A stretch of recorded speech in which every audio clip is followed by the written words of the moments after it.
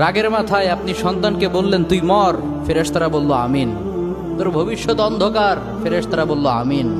রেগে মেগে আপনি আপনার মেয়েকে বললেন জীবনেও তোর কপালে স্বামীর ভাত জুটবে না, ফেরেশতারা আবারও বলল আমিন। আচ্ছা, আপনি না সেই ব্যক্তি যে তার নিজের জীবনের চাইতেও সন্তানকে বেশি ভালোবাসেন? আপনি না সেই ব্যক্তি যে তার সন্তানের জন্য হাসতে হাসতে নিজের জীবনটাও দিয়ে দিতে পারেন?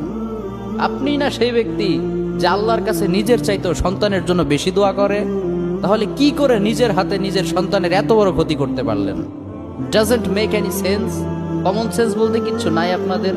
আপনারা কি জানেন না আপনাদের রাগের মাথায় বদদোয়া করাগুলো ফেরেশতারা আমিন বলে? দাওয়াতুল ওয়ালিদ আলা ওয়ালাদি, বাবা মা তার সন্তানের জন্য যেই দোয়া করে সেটা ভালো হোক কিংবা বদদোয়া হোক, আল্লাহ সেটাই কবুল করে নেয়।